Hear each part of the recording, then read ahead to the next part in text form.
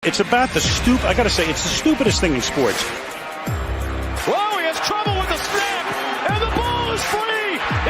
Relationship with the blacks. I've always had a great relationship with the blacks. He scores on the last play of the game. Ground ball, right side. Cabrera will cut it off. Galarraga covers. He's out. No, he's safe. Phoenix has the foul. And a pinnacle ball throws it down. DeBrincat gets it back to Gosses, Barron across now Kane. Timberman, they score! Raymond! Raymond Foss got to the throw, and it's caught by St. Brown for a first down. This is BS Sports. And away we go. Welcome in. Welcome one. Welcome all. It's a fine Tuesday evening. We got doubleheader in Detroit sports tonight. We got the Pistons on tonight. I got them on. NBA Cup game. Win and you're in. Big game for the Pistons. And then you got the Red Wings playing apparently on Hulu, but I tried to get it to go on my Hulu and it was not opening. And I don't know if they changed it to now you have to have both Hulu and ESPN Plus to watch the games on Hulu. How much money does Disney really want from me, and how much am I not willing to give them to watch one singular hockey game that is probably not going to be a good one for the Red Wings? But anyway, how was everybody's Thanksgiving weekend? Everybody have a good Thanksgiving? Anything exciting happen? Was there anything notable? You know, any upsets or last second failures or maybe even coach firings? You know, anything? Because I don't know. It felt like to me it was a little bit of a little bit of a slow news week.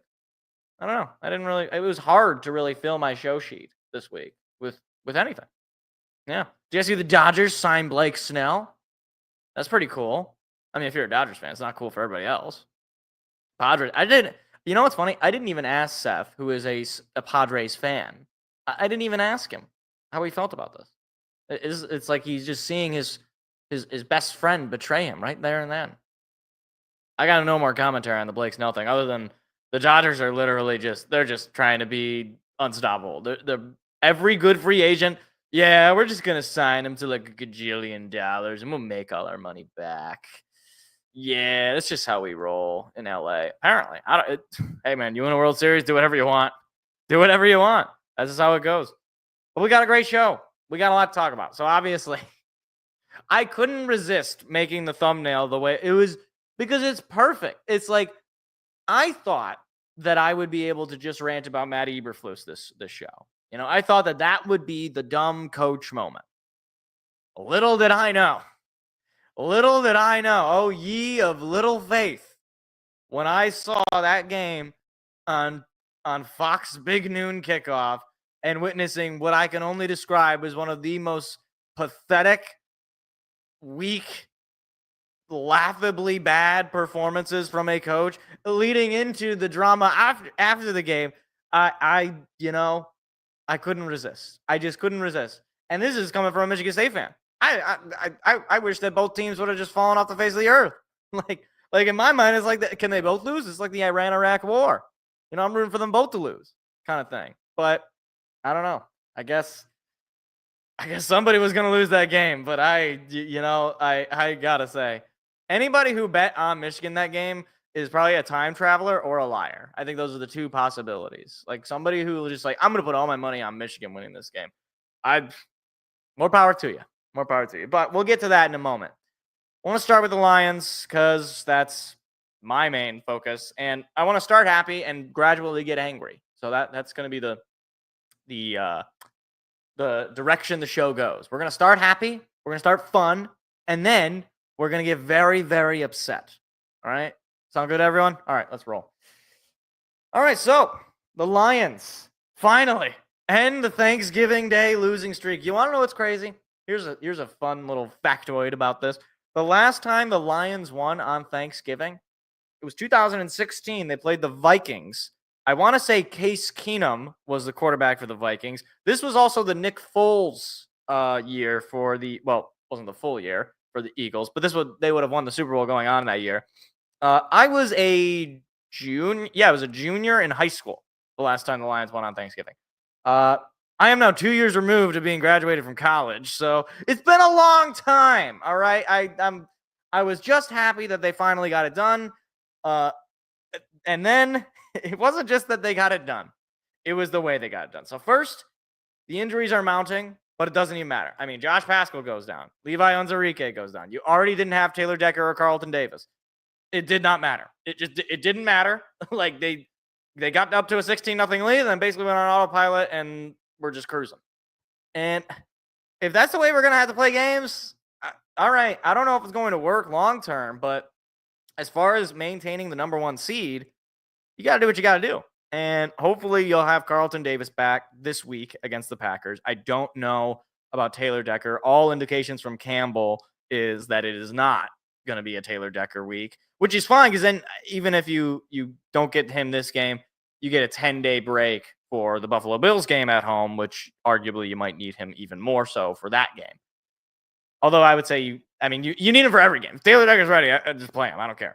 But the other thing I got to point out, because this is beginning to be a little bit of a habit, at least over the last 2 games. Yeah, last 2 games. I was going to say the last 3, but then I remembered what game was before the Colts game. The second half needs to be cleaned up. This is the second game in a row where in the second half, after taking a pretty big lead, the offense just kind of stalls out. I think it was just 1 touchdown in each second half between the Colts game and the Bears game. That's just not going to cut it. Certainly not against really good teams. It's probably not going to cut it against the Packers. It's, I would say, definitely not going to cut against the Bills. So you just got to be able to take advantage of those opportunities. And look, there was a lot of missed opportunities for the Lions. Jake Bates should not have been kicking that many field goals. We should have been up by like 30 at the half. And on top of the fact that at the end of the half, you get the ball back when the Bears decide stupidly to go for it on 4th down. Why, I don't know. Your offense has done nothing to that point yet, Matt. Why do you expect them to suddenly do it when the stakes are very high? But luckily, Matt Eberflus gets bailed out because the Lions offense, or Jahmyr Gibbs, I should say specifically, fumbles the football and goes right back to the Bears, which I think sort of swung the pendulum in favor of the Bears. They went into that next half thinking, okay, it's only a 2-possession game. They're only up 16. That's 2 touchdowns and 2 2-point conversions to tie it up. That's not out of realm possibility. Luckily, we just kept kind of keeping the ball or not having quick, easy outs, not having scoring drives for the Bears, but they did make it interesting. I mean, luckily, we matched the touchdown with the touchdown, and that's all we needed. We just needed 1 touchdown more. And then the final drive happened. So I was basically convinced we're just going to lose this game. Or it's going to go to overtime, and the Bears are going to have all the momentum, and it's basically going to be a coin flip whether or not we get the ball and whether or not we're going to win this game. Little did I realize that the coach on the other side of the field, opposite the Lions sideline, did not want to coach for money anymore. He decided, you know what? Coaching for money, that's no longer what I want to do for a living. So, I mean, I'm not the first one to break this down, but I just got a real question for anybody who has played Madden or knows anything about football. You have the football driving down the field. You're just about into field goal range, and then your quarterback gets sacked, and you take a couple of, I don't know, maybe 5-6 yards back, and you're a little bit out of field goal range at this point. You have 1 timeout, and there's about 38-ish seconds to go. Do you, A, call the timeout and figure out what you want to do, whether you want to try to kick the field goal to just take the risk and, it's a little out of your range, but, it might be more likely to make that than to try a Hail Mary for a win. Do you, B, spike the ball and stop the clock anyway? Practically speaking, you might get a similar situation. It's going to be 4th down. It's probably, and you set yourself up for final play of the drive. So it's maybe not the most ideal moment, but you could at least understand the logic there. Or do you, C, do neither of these things, let the clock roll, snap the ball with 7 seconds to go, and then run 1 play where you throw the ball, not even into the end zone, mind you, and proceed to justify said decision in the postgame. If you chose option C, congratulations, you are now the former head coach of the Chicago Bears. I got to tell you, all right, it's quite the twist when instead of the Lions firing the head coach after a terrible Thanksgiving game, It's the Bears doing this. It's like, I made this point to a friend of mine, and I made this point basically since last year. Are the Bears basically just the new old Lions? I mean, like, look, what you might say is, well, at least the Bears have won a Super Bowl. Fair. And they've been to Super Bowls, plural. Fair. However, if you told me 5-6 years ago that this happened on Thanksgiving, and then you asked me, who do you think won the game? I would tell you whoever the Lions are playing, that's the team that won the game. The fact that this is now happening to the Bears is astonishing to me. And furthermore, on the Bears, I do want to make this point because a lot of people are bailing out little Caleb Williams. And here's what I'll say about this, okay? People are saying, oh, well, he had like almost 200 yards passing in the second half. Yeah, well, one problem. He had like 2 yards passing in the entire first half. So if we want to just say, you know what, quarterbacks, they could just take a half off. You know, they could just take the half off. That's fine. Yeah, like he also, yes, he had 3 passing touchdowns all in the second half, but it was too little, too late, buddy boy. I mean, you've already squandered away half the game, and furthermore, you take far too many sacks. He was sacked 5 times this game. And that's without Aiden Hutchinson. And that was at a certain point without Josh Paschal or Levi Onwuzurike. So you have basically Zadarius Smith, Ali McNeil, and Abu Muhammad or whatever the guy's name. I don't even know some of the guys' names who got sacks in this game. Like Trevor Nowaski. I don't know. Maybe I don't even know if he got a sack. Like a bunch of, no disrespect, a bunch of nobodies, a bunch of practice squad guys that are basically forced into live action. So, like, yes, did he have a good second half? Yes. Did he almost win this game? Yes, he did. Almost only counts in horseshoes and hand grenades. I can count on probably 2 hands the amount of games that this has happened now with Caleb Williams, where he'll come so close, and then right when the moment needs him, right when he has this opportunity to overcome it, he doesn't do it.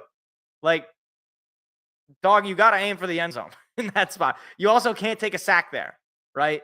Like, they put up a stat during the broadcast. Caleb Williams is the most sacked quarterback in the NFL. This was a problem with him in college, was he would, sort of elaborate. He would, improvise on plays. And that can work in college when you're not going up against NFL guys every week. You're going up against, walk-ons in some cases. That's not going to work in the NFL. You can't, like, Patrick Mahomes, they don't come up on trees. They don't grow on trees. Lamar Jacksons don't grow on trees.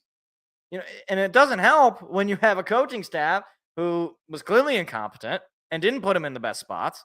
And you already changed your OC. So you've already, all those games that he played with his old OC, well, you basically just wasted all that time for him to grow and learn, because now, okay, actually don't listen to what he said. Do what I'm telling you to do now. And then now you're going to have a new interim coach telling him what to do now. And by next year, he'll have another guy. So at that point, let me just count. Let's see. 1, 2, 3, 4. He'll have four voices basically developing him. Tell me that's a recipe for success, and I'll tell you you're lying. Like that is very not good stuff for a young quarterback to go through. We saw it with Justin Fields already. We've seen it with Bryce Young, and luckily Bryce Young recently has sort of started to turn it on. But if you just are constantly changing personnel, you're constantly changing coaching staff, you're constantly changing the people that are supposed to mold the quarterback a certain way, then your quarterback is just going to be left unsure of what his actual skill set is. See Sam Darnold, and now finally having success with Minnesota when he has an actual competent head coach leading him in the right direction. So, look, I'm sorry. It's something I think Bears fans should be concerned about. Yes, obviously Caleb Williams has all the talent in the world. Only place he can really go is up. But I don't know why anyone would trust the Bears with this. Why Matt Eberflus even had a job going into this year is really quite astounding. But it is what it is. It is what it is. So yeah, basically the Chicago Bears, just the new Lions, just the new old Lions, I guess, because the current Lions are the new Lions, and the old Lions are the Bears. You following? I hope you're following. Furthermore, Lions get another Thursday night game this week. I'm just gonna say this right now, and I don't like the only predictions I really make on this show, largely as far as performance goes, is on a game-to-game basis, like who I think is going to win the game. I don't usually like to talk about the particulars of how the game is going to look because that is amazingly difficult to predict. And maybe you'll. I say a lot of things. I'm just sort of talking. It's not ultimately the only thing I'm deciding on is the results of the game. However, I'm going to change this rule that I have. I got a feeling, and they call me the Black Eyed Peas because I got a feeling that this Thursday it's going to be an offensive showcase because we've had back-to-back rough offensive games, and that just feels like Ben Johnson is angry. It's like Ben Johnson's going to start he almost had the Penei Sewell passing play, and that didn't work. So now you got a feeling he's going to have Frank Ragnow run for 100 yards. I don't know. It's going to be a weird Frank Ragnow flea flicker back to Jahmyr Gibbs, who's going to throw to Jared Goff and lateral back to J-Mo for a touchdown. I don't know. It's going to be something weird. Trying to figure out how that ball moved in that particular analogy. But yeah, so I got this feeling. Now, if I go back in the Lions schedule, let me just see. So you started the year, you had 3 kind of mediocre offensive games. You had the Rams game, you had to win in overtime. You had the Buccaneers loss, Cardinals win on the road. And then you had the 40 bomb on Seattle. And then you had the 40 bomb on Dallas. Then you had the late win against the Vikings. Then you had 50 bomb, sort of slow offensive game. Texans game was a slow offensive game. And then you had the 50 bomb on Jacksonville. My point is, there's a cycle, basically. And it's roughly 2 to 3 games where the offense will not really be exactly where it needs to be in totality. And at any moment, at any given moment, the offense will explode. And prime time, national television on Amazon, only game on, Thursday Night Football, it feels that way. I mean, if it's not this game, it could be the Bills game. But the Bills game is going to be much harder to sell because the Bills are a much better team, I think, than the Packers. The toughest team that we have yet to play to this point. So, all of that to be said, Matt Eberflus, as much as I wish the Bears would have given him more chances, because that guy just loves to lose to Dan Campbell, I'll tell you that. As much as Matt Eberflus biffed that game, the Lions find ways to win game. And come hell or high water, we're going to perform in these big stages. Let me just again go down the list here. I mean, the Colts game was not national television, neither was the Jags game. Texans game, national television, you have one of the biggest comebacks in the second half that you ever had in franchise history. Packers game, you do it on the road. You had the pick six at the end of the half. You basically just iced the game before you knew it. You had the Vikings game, not a national broadcast, but a game that really solidified you on top of this NFC. You had the Seahawks game that was national broadcast. You had the Cowboys game, which was not technically a national broadcast, but America's game of the week. All I'm saying is when the lights are brightest, the Lions show up. And guys, we are now on win number 10 in a row. All right. I don't think 11 wins in a row is insane. If they do lose, it would be totally understandable, especially given the injuries and all that. And just the fact that you won 11 or 10 in a row. But am I going to pick them to lose? I'll just tell you right now, no, not going to do it. It's not going to happen. I don't know. This team is just phenomenal. They're just phenomenal. In every way, they surprise me. So we'll see what ends up happening. Should be a good game. Hopefully. I don't want to be sad on Friday morning. That's all I ask. So please don't make me sad on Friday. Lions, please don't do that. I can't take it. That's why I hate the night game. Just go to bed angry.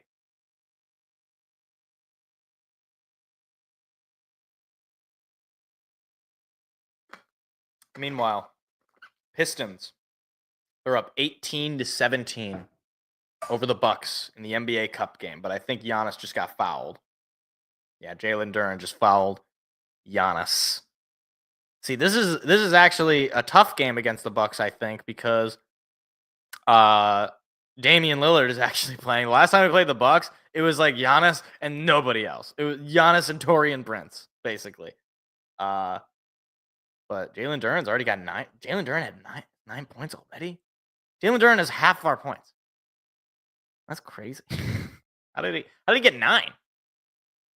He's not a 3-point shooter. Miss it, Giannis. Miss it. Oh, he made it.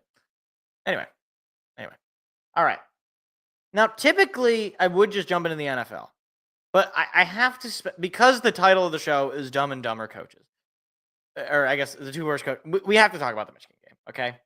And I'm not going to talk as much about this because I'm not a Michigan fan. This isn't a Michigan podcast. We're not going to go deep dive here. But I do have to just talk about this because Ryan Day is absolutely, completely out of his mind. There is no way to explain what happened in this game. If you simply look at the box score, you would think that Ohio State won by 1 billion. Okay? Ryan Day, let me just explain something to you. Okay? You lost to a quarterback who threw for as many touchdowns as me, threw 2 interceptions, and less than 70 yards. A matter of fact, less than 63 yards, to be precise. 62 yards in total. Davis Warren played like absolute garbage, okay? Like, Davis Warren was not good in this game. A 35 QBR on ESPN is not ideal, all right?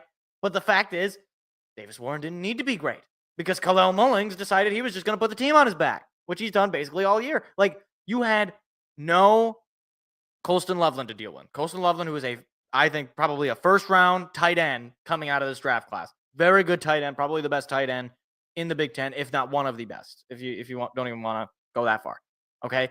They had no Will Johnson, who is one of the best DBs to be coming out of this draft class, okay?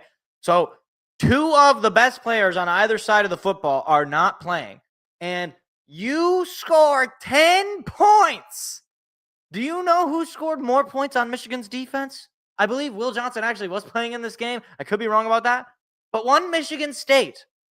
Michigan State scored more points on Michigan on the road than you did in your house, all your fans, all of the media in favor of you, every single person picking you, being favored by 3 touchdowns, and you go out there and just coach one of the most absolutely incompetent games of football I've ever seen. I have never. I like, when I say I cannot explain this, I mean it in the sincerest way. I cannot explain this. There is no explanation. It's just totally mind-boggling. Michigan didn't score at all in the second half. They scored a field goal, and that's it. That was all they needed. They needed like 1 field goal in the second half to win this game. And then, to make matters worse, it wasn't just that they lost.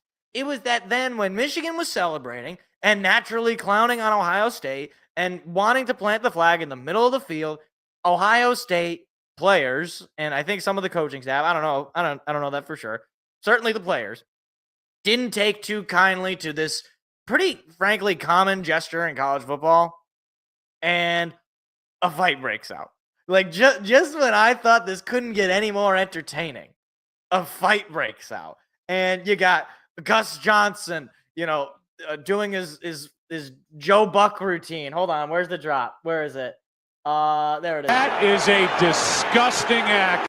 That was basically Gus Johnson throughout that. Oh my God, that completely unnecessary. I need to see if I can find that and get that into the drop board, because it was just hysterical. And look, here's what I'll say about this. Do I like when fights emerge in sports? No, I don't take any pleasure in it. It's terrible. It's bad. It's bad look for both of the schools. And my thought is, look, if you don't like it when your opponent, your big rival, disrespects your stadium, plants a flag in the middle of your stadium, says this is our house, you know what you can do? It's probably the easiest thing you can do. Win the game. You can just go out there and, for example, not get shut out in the second half. You can, for example, not throw 2 interceptions in vital territory, Will Howard, who you went out and got, by the way, because you let Kyle McCord, who was a perfectly fine quarterback before, and boy, oh boy, he seemed to look pretty good in Syracuse. You let him walk, and you got basically Kyle McCord 2.0, except this guy can't even score more than 10 points against Michigan. At least Kyle McCord had you in one final drive to potentially win the game. I guess technically Will Howard did too, but he had scored more than 10 points on the road. But hey, those are just pesky stats getting in the way of a good narrative. Now, one thing I will say about this, because I have to get a little smarmy to my Michigan fan friends. Let's not act like this was some masterclass of a game. Okay, I was watching, I think it was during the Michigan State game that I was watching, and one of the Fox analysts was like, "Oh, Michigan played a great game." It's a great game. Michigan played like they've been playing all year, which is terrible. Like, awful offense and a defense, which I guess you could say was good, but I don't know how to explain this other than they just had the stupidest game plan in the universe and decided, you know what? We don't really need to involve Jeremiah Smith, really. He gets 1 touchdown. That's really all he needs. He's like going to be a first-round pick, wide receiver, or Emeka Egbuka, senior comes back, going to be another wide receiver out of Ohio State, going to be playing on Sundays. We don't really need to involve him that much. No, we don't have to do that. Oh, I'm sorry. They don't. Michigan doesn't have their best defensive back playing this game. No. You know what? We're gonna run the ball. We're gonna run the ball in front of the only part. Not the only part. One of the strongest parts of Michigan's defense, which is their defensive line and linebacker room.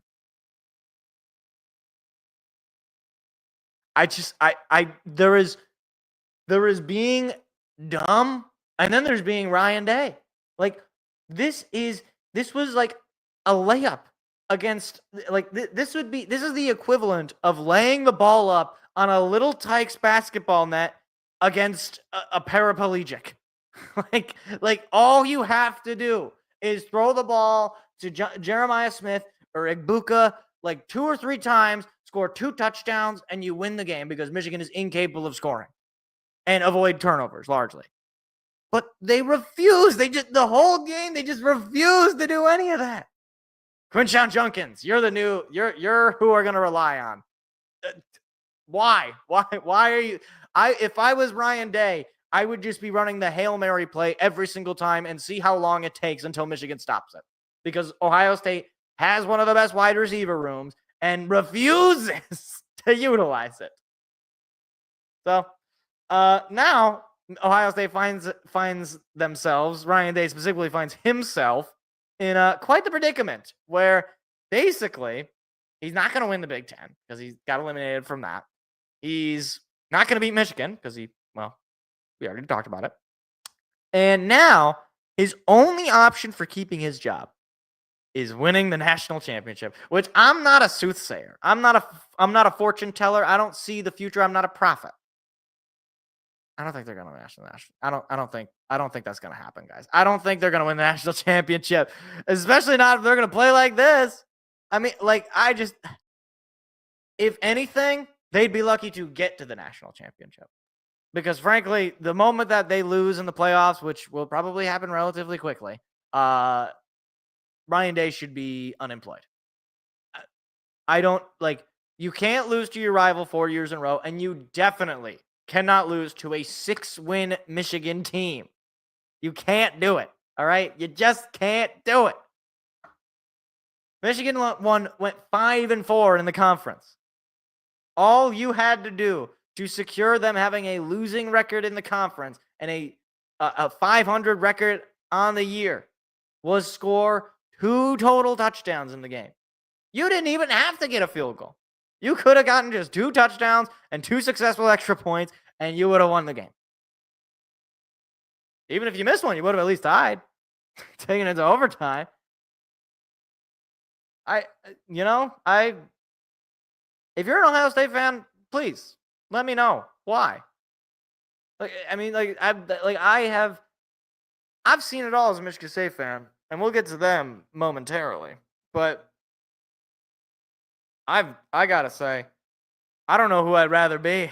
And I'm a Michigan State fan. I don't know if I'd rather be a Buckeye fan or a Michigan State fan right now. Because pretty much in both cases, we're just in the doldrums. We're just in hell. We're just in the worst spot possible. So, yeah. I mean, for Michigan, this was basically a successful season. That's what's so funny about it, is that, they beat both their rivals. They beat Michigan State. They beat Ohio State. They had an above 500 record. They make a bowl game in Sharon Moore's first year. And they got the number 1 quarterback recruit. So, basically, this was a success. The only thing Ohio State really needed to do to have success this year, largely, was just beat Michigan. Even if they didn't win the Big Ten, even if they didn't win the national championship, if they would have beaten Michigan, Ryan Day would have had another year, and you would have been able to say, okay, you know what? Finally, they stopped the cheating, right? Now we finally get our win. And you couldn't even do that. You couldn't even do that. So, if you're here for chaos, if you're here for suffering, like me, this was your game. This was one of the weirdest and funniest games I've ever had the pleasure of getting to watch. So, yeah. I didn't know that they just let anybody coach Ohio State, apparently. I mean, I thought, okay, Ryan Day, he's not terrible. I don't think he's great. Going into this year, I was like, okay, I don't think he's great. He's had a bunch of those losses in Michigan that are, just not good. But I mean, he's not terrible. I mean, you see his record, and it's he's basically just James Franklin, but he beats James. He's better James Franklin. I guess if James Franklin had to coach against James Franklin is going to win, but James Franklin will always also lose. So. I got nothing more. I don't. Do you want something more from me? I got nothing on this. We're gonna go back to the NFL really quick and talk about the rest of the week. But I just had to devote some time to that because that, to me, that's amore. I don't know. I don't know how to end the segment.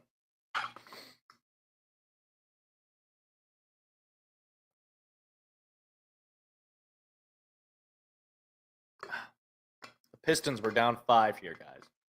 They need to win. If they win, they get into the knockout round, whatever that means. Does anybody know how the NBA Cup works? Because I got no clue. Every time I see it's an NBA Cup game, I just assume, okay, we basically have to win. I don't know how any of it works. I've seen the standings, but there's stuff with point differential, and then there's stuff with home court, and then eventually you go to Vegas. I don't know how any of this works. And my other thought was okay, if they win the NBA Cup, am I live reacting to that? Am I if they're in the NBA Cup, is that live reaction worthy? I don't even know. It's not like say in baseball or in football where you win a division, right? You put a banner or you put something you could put something up for that. It's do you? I guess do the Lakers I think put a banner up for the in-season tournament. If the Lakers are going to do it, then certainly we would. We got Rip Hamilton's jersey retired. I love Rip Hamilton, but I mean, he's not Isaiah Thomas. You know what? We'll leave it alone. I don't want to disrespect poor Rip. He's he's one of my favorites. One of my favorites. I think do they have Chauncey's number retired? They do, right? Number 1. At a certain point, you're going to run out of numbers, right? I know the Yankees are running into this problem. They're going to have to start doing triple-digit numbers. Guy's going to be triple zeros. That would be really bad if triple zeros was the worst Yankee. He's just he couldn't get a hit. It's oh, it's because of his number. It's 000. Anyway, moving along. All right, so I already talked about Bears firing Eberflus. That was funny. So I'm sure you missed it because most respectable people probably weren't watching this. The Chiefs clinched the playoff. They beat the Raiders and evidently have clinched a playoff spot for themselves. 11-1, so they got the same record as the Lions. 6-0 at home, which is actually better than the Lions. Lions lost their one game at home. Jeez, I'm looking at all the retired numbers for the Pistons, and it's There's only like so many numbers available. Anyway, my question about this whole thing is like, does anybody even care? like it just feels like it's so funny. Like this is the reigning Super Bowl champs. Like this is a team that has a chance to do something that has never happened before, which is three-peat. And nobody even cares. like literally, like this Chiefs team is, look, I know they're winning. All right. But this just feels like 2018 Steelers. It just feels like 2020 Steelers. I love it's always the Steelers. It just feels like, as soon as there's a really tough team that they got to play, it's going to go not good. But this is also a team that likes to turn it on in the playoffs. And I'm going to be honest, as much as it would be delicious to see Taylor Swift and Travis Kelce get destroyed by the Lions in the Super Bowl, I kind of don't want to see Michael Jordan / Patrick Mahomes in the Super Bowl. Bad things happen when those kind of guys are who you're up against. I want to go up against a guy who like fails whenever the lights are brightest. I'll take Josh Allen or Lamar Jackson over Patrick Mahomes because those two guys, they find ways to lose when the lights are brightest. At least Mahomes, he can have a garbage team. He'll just find a way to win. And I don't want to have to deal with that emotionally and spiritually. Mostly emotionally. Well, I guess there's a spiritual component to that too. Anyway.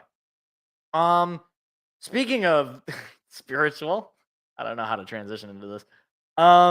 Should we just kind of let Russ cook? I mean, I'm just saying. Now, I will say, I had the Bengals winning this game.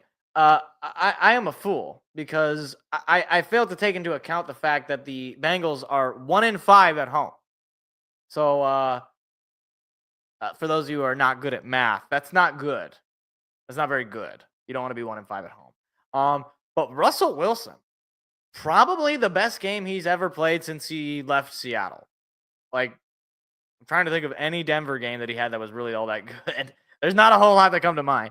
414 yards, 3 touchdowns. He did have an interception. But, I mean, look, like, seeing the Steelers drop 40 points on a team in the year of our Lord, 2024, I got to tell you, I felt like I was back in, like, 2004 or 2014. Ben Roethlisberger out under center. But, look, credit to him. Credit to the Steelers. That's a divisional game, and you pretty much not like final score is not is close, but the game was not really all that close to begin with.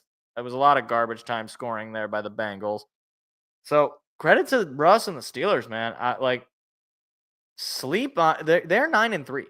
Like, you know what's funny is if we get a Steelers Chiefs matchup, that would either be the most satisfying Steelers win or the most disgusting game you've ever seen. You regret watching it, and the Chiefs win by 3 or something. Like it's like a final score 22-16. I guess that's not 3. 22-19. Chiefs win. Like one of the ugliest. Like you have a safety in there, maybe a missed extra point, couple of bad field goal attempts. Like it's just terrible. So it's gonna be one of those. It's either the Steelers are gonna like put like 35 points on the Chiefs and knock them out, or it's going to be low scoring and the Chiefs are going to win. Those are the two options. But hey, man, maybe we should let Russ cook. Mr. Unlimited. I don't know if he's like trying to be corny. Like, there's some people who are just like, like it's funny to the people that know him, but like when you see it on the outside, you're like, this guy's just a weirdo. I think he's like the rare case where like everyone around him thinks he's weird, but he thinks that everyone around him thinks he's funny. So it's like one of those things where like everybody thinks he's not funny and he's just weird, but nobody knows that everybody knows that. One of those. Poor guy. It's also weird to me that he's married to Sierra. That's just that I don't know. That just seems strange to me. What does she see in him? What is so appealing about? I mean, he's a quarterback in the NFL. I think there's a few million reasons I could think of why a woman would be interested in that. But like, it's not like she's not like poor. Like anyway. That's enough about Russ and his personal life. I got to talk about these two teams, the Vikings and the Eagles. Two teams that continue to win games, ugly fashion. And I guess my question about them is, are either of them for real? So we'll start with Minnesota. So this game against the Cardinals was just like, it just made me sad. It just made me sad because poor Kyler Murray, the little guy, he's trying his hardest. They had him throw the ball 45 times. It didn't matter. It didn't matter. They couldn't score. They couldn't get into the end zone. You have one touchdown the whole game. Like, how is that possible? You have one offensive touchdown the whole game. Shout out Marvin Harrison. Like, I really did. And, the Cardinals are 6-6. They're still in the playoff hunt for sure, especially in their division. But, like, I really thought going into this year that the Cardinals were going to be like a 10-win team. And I suppose they still could be. Like, I thought they were just going to be so, like, underrated in a way. But they go out. This is back-to-back weeks where they're just offensively not there at all. And, of course, the Vikings, who are a very well-coached team, take advantage. Like, they have a lot of talent on that Vikings team. They're really the only question mark is their quarterback. And Sam Darnold has been solid. Like, that's the thing. It's like Sam Darnold, he's not been terrible, but he hasn't been amazing. Or, he hasn't been amazing either. He's just been consistent. He's been basically like a better version of the Sam Darnold that we got to know at this point. So the Vikings get the win, but I just like, I know they've only got the 2 losses. The one to Detroit, and I don't remember who they lost to. Let me see. Who's the other loss? Oh, the Rams. That's right. They had the back-to-back losses, the Honolulu flu, because they lose the Lions, you lose the team next. They're 10-2. All right, like that's really good. They haven't technically speaking clinched the playoffs, but they practically speaking have clinched it. It just seems like it just feels fake. I don't like. It just feels like eventually. And look, they lost the Lions, so there's that already. That they are at least potentially, and they'll play us again at the end of the season. But it just doesn't feel like a true contender now. I don't feel as strongly about this as I do about the Eagles. This team, I refuse to believe they are a real threat in the NFC. Like, first of all, I hate their coach. Nick Sirianni is just the epitome of bailed out by talent. Jalen Hurts goes out, plays a pretty mediocre game as far as the counting stats go. Like a pretty, it's not like there wasn't a lot of mistakes, just not a great statistical game. And they win the game because Baltimore is this game, the Baltimore-Philadelphia game was like watching 2 blind drunk people see who can like hit each other with a stick more times and who ends up on top. Like it was so awful to watch. Like it's just like completely like it was 2 teams who seemingly had no motivation to go out and perform from either of the coaches. And I like John Harbaugh, but at a certain point, man, like when your team's not performing, it's kind of on you, dog. It's kind of like not on the players at that point. Like, I mean, it is on the players in a certain sense. Like Lamar Jackson, big game, little Lamar. Like how you go out and have another game where you just don't get it done offensively. I mean, you have 9-0. You had I feel like you had a million opportunities to really just take control of this game or take back the lead. The Eagles didn't score the entire third quarter. You're down 2. All you need is some field goals. And no, this isn't Lamar Jackson's fault, obviously, but oh my gosh, Justin Tucker, what happened?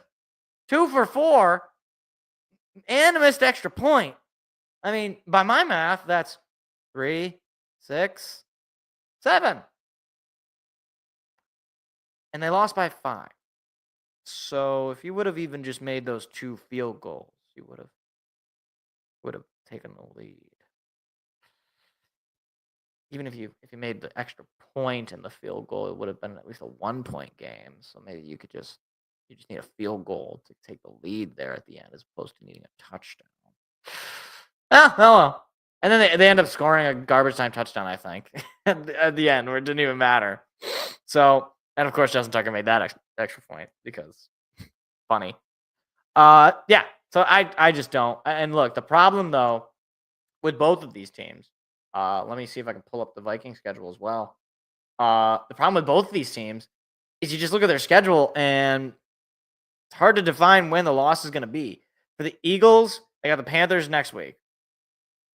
That's just going to be a win. All right. Bryce Young has started to turn it on. All right. But it's just going to be a win. Like they're just not talented enough. The Steelers at home, that could be a close game. The way the Steelers have been playing lately, it could be a close game. Commanders on the road, that you never know. You don't know what kind of Commanders team you're going to get. The last time they played them, it was not good. Then you got the Cowboys at home and the Giants at home. So basically, you end the season with 2 byes. But basically, out of those final 4 games, right? 1, 2, 3, 4, 5 games. Basically, only 2 of them I can really see them losing. I mean, obviously, it's the NFL any given week. But as far as the competition goes, it's just not that strong. On the Vikings side of things, it's a similar story. You got the Falcons at home, little Kirk Cousins revenge game potentially. You got the Bears at home, Seahawks on the road, Packers at home, and then on the road against Detroit. So luckily with the Vikings, you do still have them on your schedule. So you like any ground that they might be able to gain, you can regain it yourself at the final game of the year when you have it at home. Problem is, though, again, if I just look at those games, again, outside the line, so 1, 2, 3, 4 games, maybe they lose to the Packers. Maybe. Like, I don't trust the Seahawks. I certainly don't trust the Bears. Maybe the Falcons. Maybe Kirk Cousins finally has a good game. I don't know. maybe he decides not to throw like 1 million interceptions. I don't know. That would be nice. But, there's pros and cons to it. With the Vikings, you know that you're going to play them, so maybe you're like, okay, even if they win those games, you can still just beat them, and then it doesn't matter. You're going to be ahead of them in the seeding. With the Eagles, you have no chance of playing them, so you're basically just praying that the Panthers, the Steelers, the Commanders, the Cowboys, and the Giants decide 1 week to have the best week of their lives. And with the Giants, I mean, you might as well just actually write that off, like completely, because that. What is that going to be? It might be Tommy DeVito. It might be Drew Lock. I don't know. It might be me. I might get a call. Do a 1 week contract with the Giants worth like, how much money would they pay me for a week for me to go play quarterback? They would need to pay me a lot of money because I don't want to get hit by Trayvon Walker. I think I'd die. I think I actually would cease living if I got hit by Trayvon Walker. I'd probably say like 10 million for the game. That sounds fair, right? I know they pay that much money for a play, but it's only for a game. It's like 1 game. Put me in. I'd take even 100,000. I like how my price dropped like an inordinate, like a degree of magnitude, several degrees of magnitude, just so that I could play for the Giants one time. And then again with the Cowboys, it's the Cowboys. I mean, yeah, at this point, it's not even fun really talking about the Cowboys because they're just so bad. It would have been more fun if Dak was playing. That would have been so much more fun. Now it's just Cooper Rush. It's like even Cowboys fans don't care. Now they want to tank. It's like, no, I want them to want to win. That's what I want. I want the Cowboys to want to win and lose. Like when we beat them in Dallas, that was delicious. Or when the Packers beat them in the playoffs last year, that was delicious. Now when they lose, it's nothing. It does absolutely nothing for me. Like it's fun, I guess. It's fun, like I don't know, like watching a movie you've seen again, that like a comedy you've seen. It's like, yeah, it's pretty fun, but it's like the laughs, the jokes are coming, and you can still kind of enjoy it, but it's not the same thing. It's not like you're going in blind. You get caught off guard, right? Well, that's just all right. What else do I have for the NFL? What did I write down? You can tell I really prepared for this. I already wrote down big game, little Lamar. We're not going to talk about that anymore. I got a fun question, and this one I do actually take a lot of pleasure in because this is probably taken over for me from the Cowboys. are the Jets going to win another game? I mean, damn. Like, when I saw they were up against the Seahawks, I was like, oh, well, all right. I guess the Jets are going to finally get a win here. Okay, yeah, that makes sense. You're up, 21-7. All right. Yeah, I guess the Seahawks are kind of slumping. You were going to get the win over them. They've had as much as a 91.7% chance to win this game, according to ESPN. Then that number dropped precipitously. First, it was the big man pick six, the thick six, as people were saying. And, basically since that point, Aaron Rodgers just said, you know what, I don't care.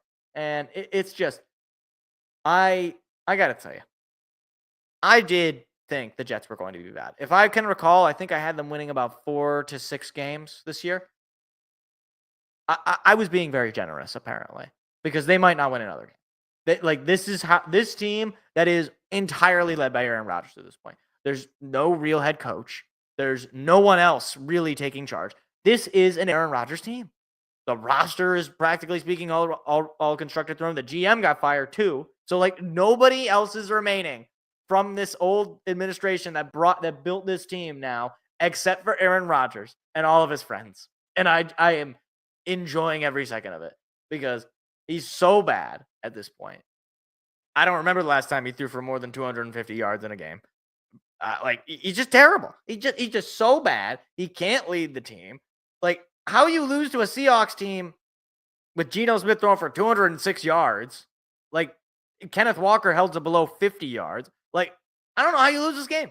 This is like Ryan Day all over again. I don't know how you lose this game. But Aaron Rodgers finds a way. And what's amazing is it's the ego. It's like I am waiting for the day for Aaron to say, you know what? I'm just not there anymore. I'm just, I realize now that my abilities are just not what they once were. And I have to step away from the game. And what's funny is at every stage that I hear this new, it's there seems to be conflicting reports as to whether or not he's going to stick around. To me, it's I hope he sticks around for another 10 years. This is great. This is fantastic. I mean, you've won one game in the past since, let's see, 1, 2, 3, 4, 5, 6, 7, 8, 9. In 9 weeks, you're 1-8. That's incredible. That's that is nothing short of a miracle. Remember when they won 2 games in a row? Remember that? It's crazy. It's crazy. But I mean, they have on the road against the Dolphins, so a divisional game. I believe this is the first time the first time they're playing the Dolphins this week on the road. It certainly feels like a bounce back week for Tua, right after a rough Thanksgiving. Then you got on the road against the Jags. That's pretty much going to be the tank off. If you can't win against them, assuming no Trevor Lawrence, then I don't know who you're going to beat. Then you got the Rams at home. That's probably a loss, right? Matthew Stafford definitely can dice you up, and your defense has been terrible. So yeah, that's probably a loss. The Bills on the road. That you might as well not show up for that game, Aaron. If I'm being honest, you might as well just go home early. And then you got the Dolphins at home, and that one actually might be kind of close because it's going to be cold weather, and Tua kind of sucks in cold weather. And by that point, probably both of these teams will be eliminated from the playoffs. Although the Dolphins still are alive. Either way, there's a very good shot they don't win another game. If they don't beat the Jags, I don't think they're going to win another game. I really don't. Outside of the Jags, it's maybe when they have the Dolphins at home. Maybe. But outside of that, I got nothing. I got absolutely nothing. So, thank you, Jets, for taking over for the Cowboys for my favorite team to laugh at every week when they lose. It's really quite good. Really quite good. So, all right. We're going to get to Michigan State soon. I want to talk about the rest of the college football because I want to dedicate some time to Michigan State because I got a lot to talk about. All right. And we're going to have an emotional moment, an emotional time, a plea, if you will. So we'll get to it. Let's start with college football, though, this week. Rivalry weekend. So obviously you have a lot of interesting games. Notably, so this is a game I did not watch, full disclosure. Evidently, Georgia and Georgia Tech played a football game. And I thought, okay, well, yeah, Georgia's probably going to win. It's a big rivalry, I guess, technically. But, Georgia's going to win, obviously. And obvious it was. They did win. But there's just one little tiny little baby problem. It took 8 overtime. 8 overtime. I mean, you want to look at a fun graph. Go ahead and take a look at the win probability graph on ESPN for this game. It is a heartbeat monitor. And then we up and then we go down, and then we go up and then we go down, and then we go up and then we go down. Like, I wish I would have gotten to watch this game. I really do. Like, this to me is it's like the stats don't even look real. Haynes King, the quarterback for Georgia Tech, gets a couple of touchdowns, 303 yards. Carson Beck, 297 yards, but 5 touchdowns. This is why we need fantasy football in college. Like, could you imagine if you had Carson Beck this week in fantasy football? 5 touchdowns. 5? Stop it. That's insanity. Yeah, I don't really have much else on this game other than the fact it went to 5 overtime. 5 overtime. 5 touchdowns. 8 overtime. I got to tell you, college football better never change overtime rules. That is, like, the fact that a game can go into 8 overtime, that is tremendous. Absolutely tremendous. I love every second of that. Please, don't ever stop that. Don't ever.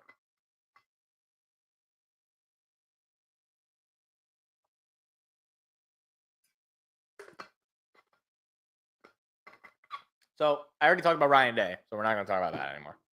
But I got to talk about this one because this one's just kind of funny to me.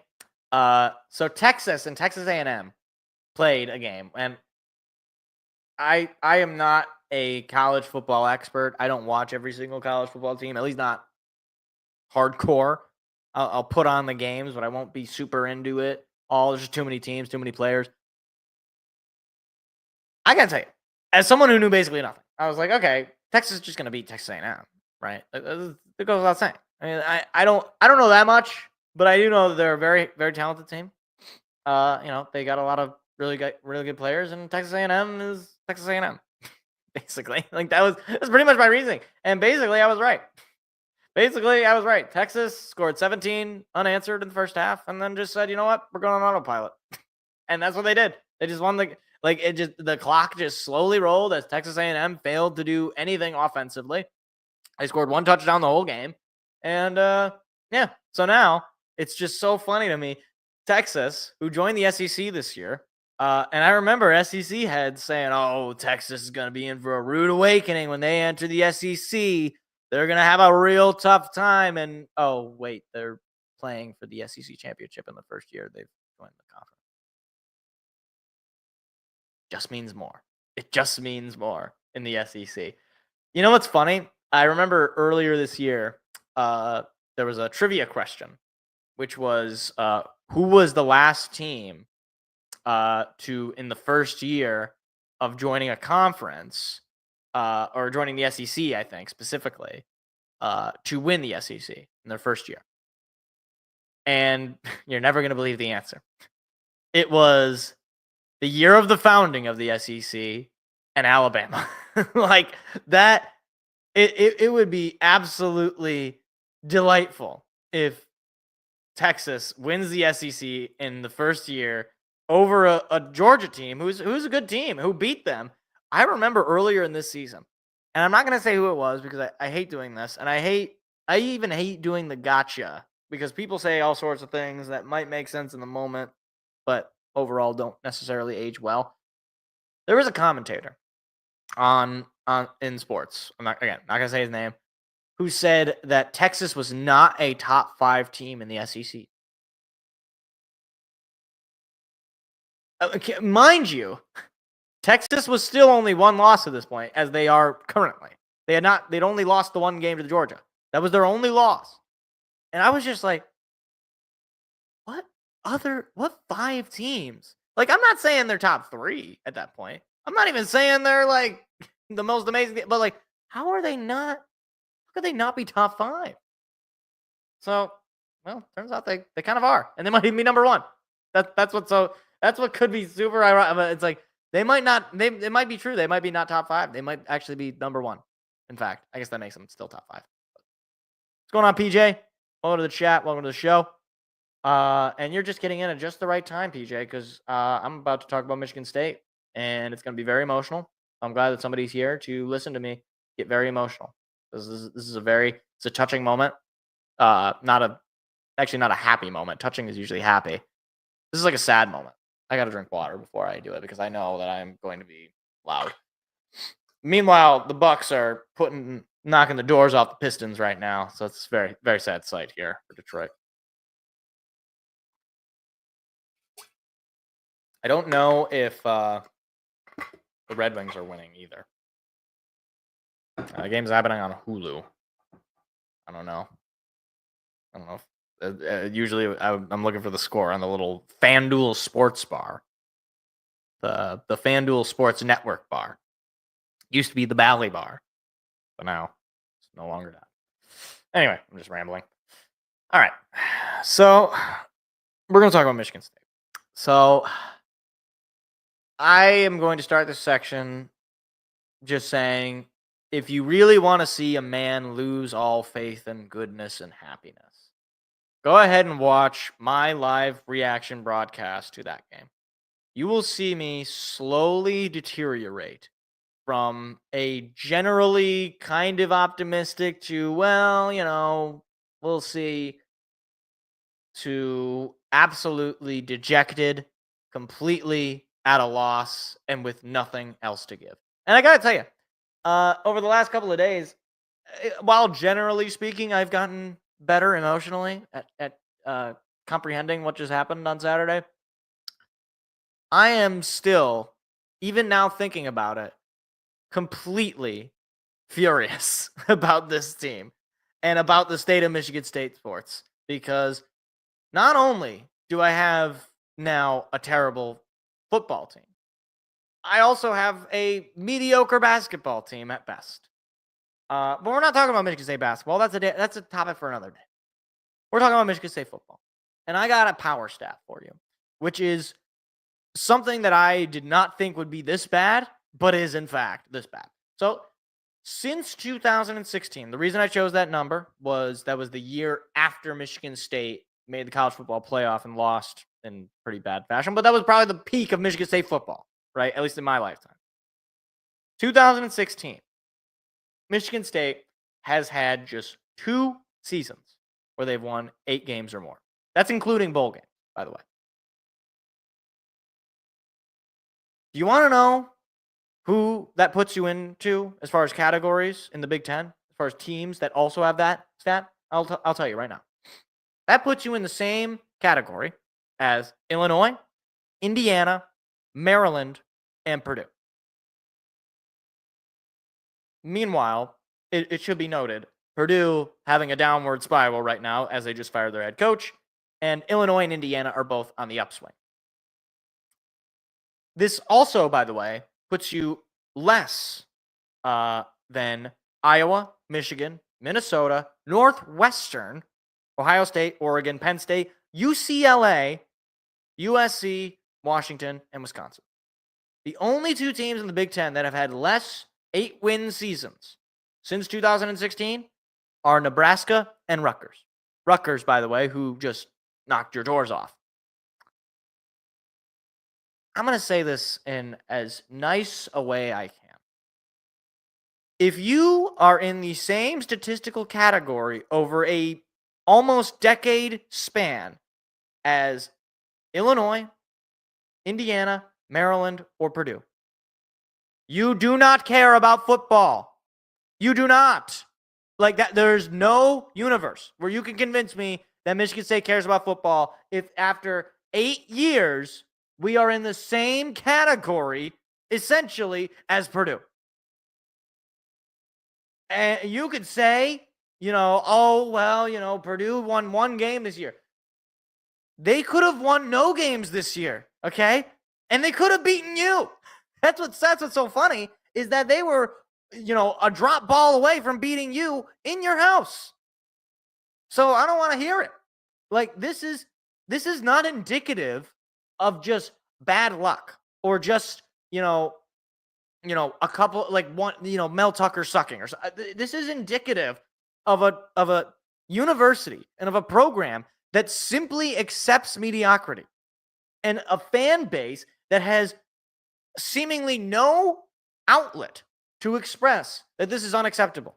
I have a similar complaint with Michigan State basketball people where they will hang their heads and say, well, Tom is the guy, or look at all our Final Fours. And people will do the same thing for Michigan State. They'll say, well, just a few years ago, D'Antonio, we were in the Rose Bowl. We were in the playoff. We were one of the best teams in the country. We are talking about now, at this point, over a decade ago when you won the Rose Bowl. In just a few weeks, it'll be 11 years since the team won the Rose Bowl. Okay? Like, this is, you can't just live 10 years in the past. Like, we are talking about now, like I said, an 8-year stretch where you are basically Purdue. You are basically Maryland. You are basically Illinois. At least, like, Indiana has more recently had success than you. Think about that. Think about that. Indiana, my whole life, has sucked at football. They've sucked at sports generally, but they've sucked at football especially. Every year, it was basically an easy win. Illinois, same thing. Guess what? Both those teams beat you. And Maryland came pretty close to beating you too. That game was at home. That was one of the better wins you had this year. And Purdue came pretty close to beating you at your home. And the fact that this is less success than Northwestern. Okay, Northwestern is like the Vanderbilt of the Big Ten. The only reason they're even in there is to give ourselves some modicum of a idea that this is still technically for an academic, partnership. Okay, and even Northwestern wants to update their stadium. Even Northwestern has plans to invest in their football program to try to build something. Okay? Michigan State, God love them, the only thing that they've done is update the locker rooms and name them after a basketball coach. Like, that's the only thing that I can think that they've done recently. The stadium, look, I've been to Spartan Stadium as recently as a few years ago. It's old, okay? It is deteriorating concrete. Right? It's like Joe Louis Arena in the later years. Yes, it's a historic spot. Yes, it is, and it is a stadium where a lot of great success and a lot of great games for Michigan State have happened. We need to do better. Okay, like we can't be playing. Nobody's gonna want to play in that dump. I'm sorry. It just is what it is. Now on to Jonathan Smith. I tend to try to be an optimistic guy, but I'm also a realistic guy. Jonathan Smith's first season was a failure. There's no way to get around it. Okay? You can't tell me that the fact that he won one more game than the Harlan Barnett and Mel Tucker tag team of last year with Noah Kim and Sam Levitt and whoever else at quarterback, that team only lost or only won one less game than you. You can't tell me that's not a failure. Not to mention, the transfers you brought in outside of Nick Marsh really didn't do all that much in terms of changing the trajectory of the team's overall success. Aiden Childs was inconsistent all year. He was turnover prone all year. Jack Velling scored one more touchdown than me all year. Like, I don't even know who got in on the defense. Like, the reason I know that whoever was brought in from the defensive side, if anybody at all, wasn't impactful is because we had gone a stretch of like a month or 2 months, I don't even know, without getting a sack on a quarterback. That's unacceptable. Unacceptable. Your coordinators did not ultimately change much of anything. Like, I was expecting maybe something more exciting offensively with a young quarterback who is a mobile threat, who has a deep ball threat with Nick Marsh, who has a solid tight end with Jack Velling, and none of it came true. You had a couple of nice deep ball shots that went to Nick Marsh or Montori Foster, and a couple of nice, first down pickups by Jack Velling here and there. But none of it actually accounted into winning. Like that, this is the thing people forget about. Ultimately, the goal of football and of sports is to win games, right? I don't care if, when you win games, it's, Jack Velling catching 2 balls for 3 yards. I don't know how you can do that mathematically, but like if that is how you win the game, then you win the game that way. And whatever it was, whatever these coordinators did, whatever Jonathan Smith did, it just never worked. Like it just seemed like at any point when a risk was taken, at any point when the going was tough and we needed a big play, they just came up short. Whether it was Boston College or whether it was Michigan or whether it was Illinois, they just consistently found inconsistency. Like they consistently found an ability to not score. The amount, like they would get a lot of yards, but they wouldn't finish drives. And they would keep teams in games. They're lucky they beat Iowa, frankly. It was just bad all in all. All in all.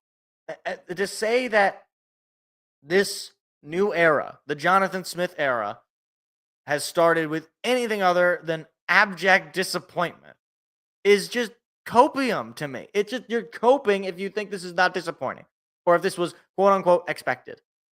All right. Like going 6-6 is not hard in college football. Okay. When, what's funny? When Michigan with a garbage quarterback, no disrespect to Davis Warren, with a totally inexperienced head coach, had never coached or never been a head coach by himself yet, can go out and beat both of their rivals, one of them at home, make a bowl game and then some, and we'll see if they end up winning the bowl game or if they even play in it, as well as obtain an elite recruit. How is, like, what standard are we living by that Michigan can go out and do that with, a new head coach, but when we get a new head coach, it's, well, we're just lucky that we managed to get almost into a bowl game. You know what?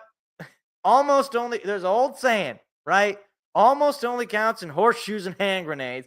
And I got to tell you, we're not in a world war. I don't think Jonathan Smith is dealing with hand grenades, and he's not much of a horseshoe player either. So this is all ignoring the amazingly unimpressive 4th down calls throughout this game, throughout the season that just never worked, right? And the other fear I have is with this state of college football, it's very hard to keep some of these guys. I don't know if Nick Marsh is going to stay here. If I was Nick Marsh, why would I want to stay here? Like Aiden Childs, God love him. I don't know if he's going to be able to develop behind this O-line. His offensive line was a pylon, a bookcase, and Casper the Friendly Ghost. That was basically his offensive line. Was nothing. It was just somebody would stand still, and maybe Aiden Childs would be able to run away, or maybe he'd be able to get a pass off that goes incomplete. But for the most part, you're not going to do much. You're not going to do much. And you know what's like, look, dare I say this, all right? This might actually get some people upset with me. But at least when Mel Tucker came in, outside of the 2020 season, which was a shortened year, and I think everybody is willing to just write off that year entirely. His first year, the team won 11 games, went to a New Year's Six Bowl, had what I thought was the best running back of the entire draft class that year, had 2 very good currently NFL receivers in Jalen Naylor and Jaden Reed. And while the defense was terrible, that was, at least you had a fun team. I had a fun time watching that team in 2021. And that team actually beat Michigan. And it was a really good Michigan team, a Michigan team that ended up winning the Big Ten. Okay? So, like, don't give me this. It takes a really, like, the problem with saying it takes time to build this is that we don't have that kind of time anymore. It's not 10 to 12 years ago when D'Antonio was the coach, when you could say, okay, we're going to have guys for 3-4 years. We're going to have guys for, a substantial amount of time where they have room to get better and to develop. And we are going to be able to get recruits and not have to worry about, every new offseason, frankly, every week, like wondering whether or not we're going to keep these guys. So Jonathan Smith is going to have to figure it out and figure it out fast, because the more I see, the less I like it. All right? Like I don't know what style of play Michigan State has. I don't know if they're a run-heavy team. They're certainly not very good at it. I don't know if they're a pass-heavy team. They're certainly not very good at that either. I just there's no identity. There's no style. I don't even know how much anybody even wants to be there. It's like there's no swagger. Like there's nothing. There is nothing. And I think that is what's most offensive. Is that Michigan State, a team that when it was cooking, was a very respectable team. Not even respectable. It was a feared team. It was a team that very well could have won a national championship. But now, just about 10, 12 years later, we're basically told to expect and to accept mediocrity and terrible play. It's the same, like it's a similar thing that I experienced with the Red Wings, where it's like we're just sort of sold that, okay, actually you're not supposed to be good, so just don't be good. So any criticism is just somebody being a hater. And I want nothing more than for Jonathan Smith to prove me wrong. But what evidence do I have based on his performance as a head coach this year and based on the team's performance this year that Michigan State not only cares about football, we already went over the programs you're in the same classification of since 2016. So I don't know why I should believe in Michigan State at this point. Losing to Rutgers at home in a blowout in the snow is just it's a backbreaker to me. It is the straw that broke Mike's back, and I'm just done with it. So I know that next year I will probably just be back and watching Michigan State play, and maybe I'll even be excited. But this might be the biggest offseason for Michigan State in a very long time. If you don't hit the portal, if you don't pick up the slack and find guys in recruiting or in the portal, if you don't make adjustments with your coordinators, with your personnel, like you're just going to be left behind.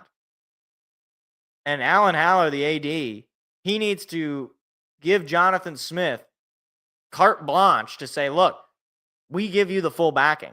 We're going to find some people to bring in some NIL deals to bring some of these highly talented recruits and these highly talented players currently to Michigan State to build a competent enough roster. Especially given that next year, your schedule is much easier than it was this year. So there's going to be no excuse if you manage to, again, miss a bowl game.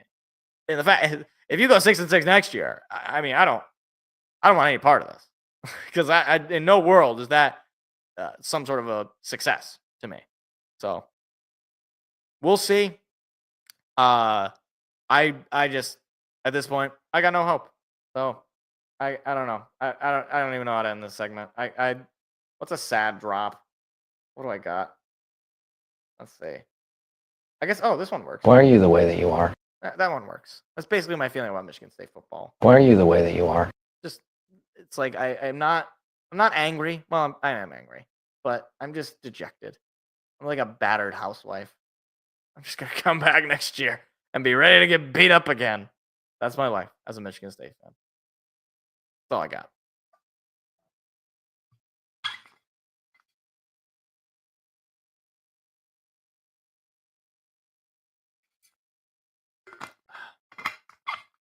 All right. Do I have anything else? I think so. I guess it's time for the picks. I think it is.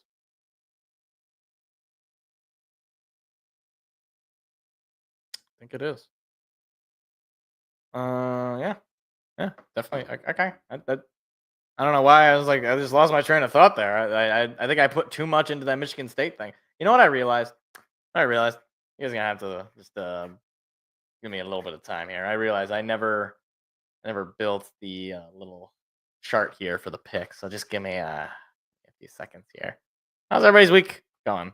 I know it's only Tuesday, so how's everybody doing good? Anything crazy at work happen today, people? Any fun interactions? Any awkward interactions? You want to share those with the class? If you had an awkward interaction, please share it with the chat. Please, permanently. It'll be on the internet forever. Your awkward interaction. Let's see. I gotta pull this up here. NFL schedule. Because I gotta write it down, and I gotta hold on, write it down. I guess I'm typing it. Week 14.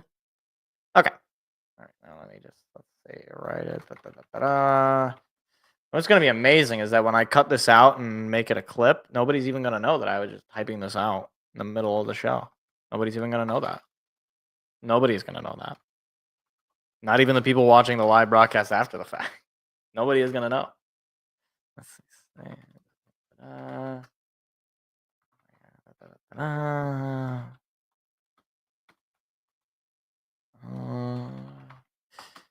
You know what's funny? I think most people forgot that the Browns were wearing their white face masks again, and they changed the logo and everything. People forgot about that. I almost forgot about that. It's funny, they're actually playing, oddly enough, they're playing like they did when they wore those face masks. They should just wear whatever uniforms and whatever helmets they wore when they actually went to the playoffs and won games. That's the only uniforms they should be allowed to wear.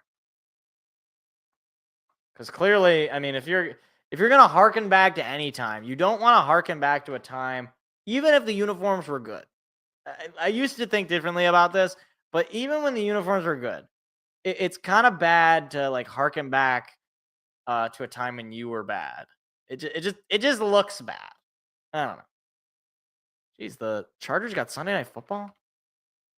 Huh. I feel like they just had Sunday Night Football. Seth is going to be happy about that. So we got a couple less games here.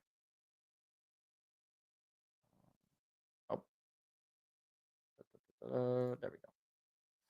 I can close that. All right. Okay. Yeah, it's fun. All right, it's time. We're gonna do the picks. Yeah, we're doing the picks. Hit the music.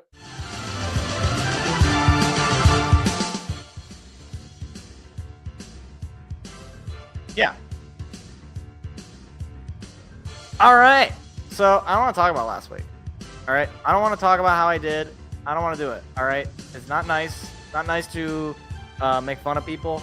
I actually did really well, but unfortunately, Seth decided to have a 15-1 week. I went 14-2. I thought I did pretty good. I hate it here. Seth is just gonna beat me again, and I'm not here for it. Anyway, I think I had one last year. I don't even remember. Anyway, Thursday night football. Packers coming to the Lions' house, taking on Detroit. Seth is taking the Lions. And yeah, you already know what I'm doing. I'm taking the Lions. I'm not betting against the Lions, guys. It's just not gonna happen. I don't bet, but if I were to bet, I would seemingly always bet on the Lions. So give me Detroit. They're beat up, but I think this just feels like a game where the offense is finally gonna click together. I mentioned that earlier. The Packers coming off a good game as well. You know that Jordan Love definitely plays better in indoor arenas. It's actually kind of funny. His like win-loss record in indoor arenas is like pretty good. I want to say, I don't know exactly what it is, but it's pretty good. And if we all remember last year on Thanksgiving, he had his big game against us in Ford Field. So we'll see. I think this is going to be a good revenge game for Detroit. So give me the Lions.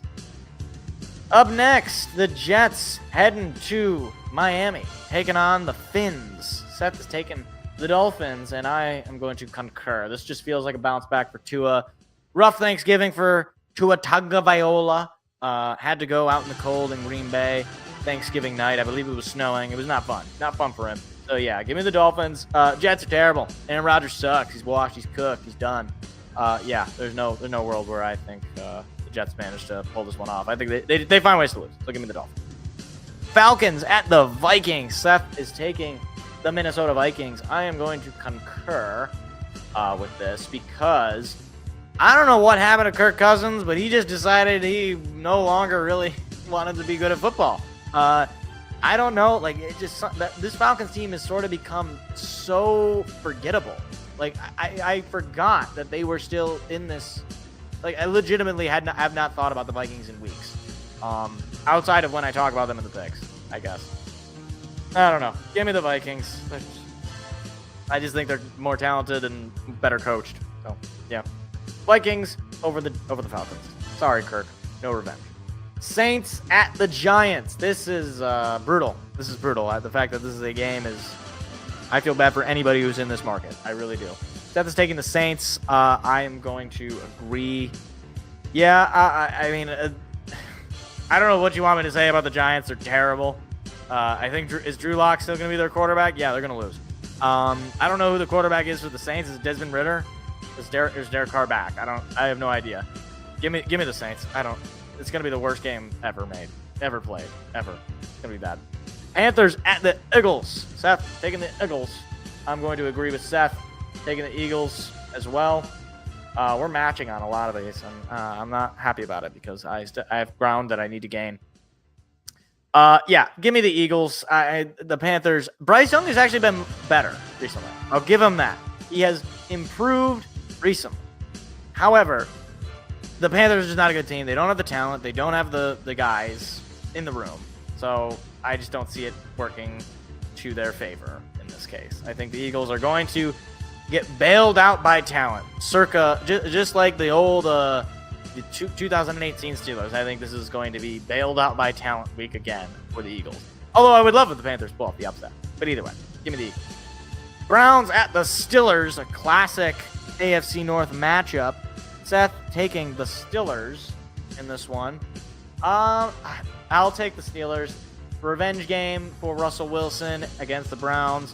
Had that awful snow game loss that they had a couple of weeks ago. I think this just feels like a revenge game. Jameis Winston, I can't believe that the fact that the team got way better with Jameis instead of Deshaun Watson. Like, Jameis is the one who's making the team. Like, it's like, at this point, it's like, can we just we need to just start putting every quarterback to see how much better the team is with that quarterback than with Deshaun.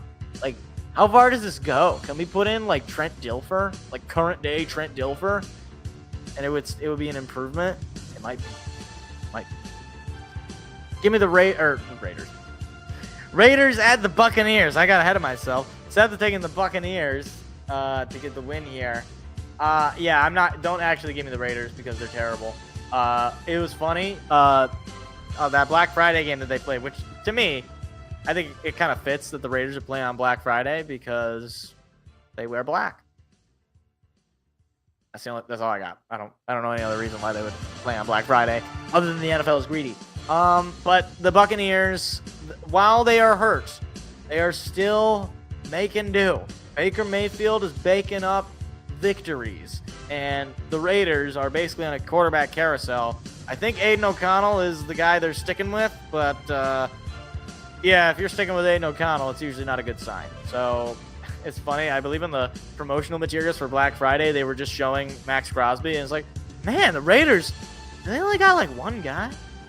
Like they don't have any other. It's like, yeah, basically. Like maybe they start putting Brock Bowers in the promotional stuff because that guy's a legitimate tight end in this league. He's a very good player. But unfortunately, Aiden O'Connell is passing. So give me the Buccaneers. Jaguars at the Titans in the tank off, I guess. In the how is Doug Peterson still employed off. Seth is taking the Titans in this game. Gosh, this is really actually kind of tough. The Titans actually got the win over the over the Texans a couple of weeks ago. I don't think they won, or did they win? I don't remember. They played last week. They did not. They got blown up by the Commanders. That's right. They got blown up by the Commanders. This Jags game does feel like a bounce back. Trevor Lawrence is hurt. Mac Jones is going to be playing, I think. I don't think Trevor Lawrence is going to be playing. Yeah, either way, even if Trevor Lawrence is playing, that's not going to really change things for me. Titans are not a good team, but the Jaguars are a team that has quit, basically. I don't know how Doug Peterson is still employed. I was convinced after that Lions loss he was gone, but nope. He is still walking through the halls of Jacksonville. So give me the Titans. Me and Seth are just we're just all the same. Seahawks at the Cardinals. Seth is taking the Cardinals. You know what? I'm taking the Seahawks. The Seahawks have been winning ugly, and the Cardinals have been losing ugly. That combination tells me that the Seahawks are going to win this game ugly. They won the last game against the Cardinals ugly. You got to think they want to come back and play a much better game. This is going to be on the road for them. I don't like as much as I do want the Cardinals to win this game. It's just I can't do it. I'm sorry, Kyler. My short king. I'm sorry, Kyler. I can't do it. Give me the Seahawks. Also, I need to disagree with Seth at some point. Bills at the Rams. Seth is taking the Bills. Yeah, I'll take the Bills as well. The Rams, they're a beat-up team. They're a team that is sort of a shell of its former self. Matthew Stafford can do a whole lot, but he can't play defense. So I just don't think it's going to go well, as Josh Allen will just eviscerate what is left of whatever that defense is. I gotta be honest, I couldn't tell you a player on that defense. I couldn't. Like, there's nobody. Now, to be fair, I couldn't tell you a lot of players on the other team defense. But still, give me the Bills. Get the win. Bears at the 49ers. Oh my gosh. Seth is taking the 49ers. All right. Okay, listen. All right. I'm about to do the funniest thing in the world. I'm taking the Bears. All right. Here is my reasoning. All right. Head coach just got fired. There's going to be no C-Mac for the 49ers. They're going to be very similar teams. And the Bears have had multiple games where it looked like they could win it. This will be the week. If there's ever a week for the Bears to do it, this is going to be the week. I think they're finally going to get a win. New coach fire. That you bring in a new guy at the helm. Players want to go out and play for him. I just got a feeling about it. Give me the Bears. I don't know. There's no real logic to it. Chicago. Chargers. I'm off today. Chargers at the Chiefs. Seth is taking his Chargers. Listen, all right. I took the Chiefs last time to win. I'm going to take the Chiefs again this time. I don't like, as much as the Chargers are a fun team, as solid as they have been this year. I'm sorry, but they just don't beat Andy Reid. Their offense is not consistent enough. Their defense is good enough, but their offense is not there. Not yet, at least. So give me the Chiefs. I think they're going to get the win here. And finally, Bengals at the Cowboys on Monday Night Football. Seth is taking the Bengals. Yeah, this just feels like a bounce-back win for Cincy, right? I mean, for one, it's at Dallas, which is basically a loss because the Cowboys are terrible at home. Evidently, apparently. And Joe Burrow played another solid game against the Steelers, at least stat-wise. He just didn't get the win. And this just feels like, all right, you're up against Cooper Rush. You're up against a terrible, terrible Dallas Cowboys. This is two terrible coaches. Two coaches playing not to lose, basically. So, yeah, give me the Bengals to get the win on Monday Night Football. All right, there it is, rounding it out. Thursday Night Football, starting with the Packers-Lions. We are both taking the Lions. Jets-Dolphins. We are both taking the Dolphins. Falcons-Vikings. We are both taking the Vikings. Saints-Giants. We're both taking the Saints. Panthers-Eagles. We are both taking the Eagles. Browns-Steelers. We are both taking the Steelers. Raiders-Buccaneers. We are both taking the Buccaneers. Jaguars-Titans. We are both taking the Titans. Seahawks-Cardinals. Seth is taking the Cardinals. I am taking the Seahawks. Bills-Rams. We are both taking the Bills. 49ers or Bears-49ers. Seth is taking the 49ers. I am taking the Bears. Chargers-Chiefs. Seth is taking the Chargers. I am taking the Chiefs. And Bengals-Cowboys. We are both taking the Bengals. And those are your NFL Week 14 picks. My goodness, my voice feels shot. I don't know if that's just me. I don't know who else would it be? My voice feels shot. I don't know. Probably because I was yelling a little bit there. I got emotional. All right. Very emotional time for me as a sports fan. But that's it. That's all we got. So, little look ahead here. So obviously with Michigan State season being over, there's not going to be any more college football live broadcasts or anything like that. But this Thursday, Lions play Thursday Night Football. Will be live for that. So keep your eye out for that. And then obviously no game on Sunday. So not going to be broadcasting on Sunday. From then on, it's basically just, I think, Sunday. And I believe we have a Monday night game later in the year. So it's just going to be the regular show on Tuesdays. And then the Lions games presumably on Sundays, depending on we still don't know. We're still TBD on that final Vikings game as to when that's going to end up being. It could very well be a primetime game. So we'll see. We'll see. Hopefully it doesn't have to be. Hopefully the Vikings just start losing inexplicably. Shout out to the Twins. just full of twins and just start losing unexplainably. But if you enjoyed, please hit the like. Please hit the subscribe button. I do appreciate it. And yeah, I'm going to head out. Clips will be uploaded tomorrow if you missed anything. And yeah, I'm going to watch the Pistons slowly die. So that'll be fun. Have a good night, everybody. And I'll see you all on Thursday for the Lions game. See you later. Goodbye. Goodbye.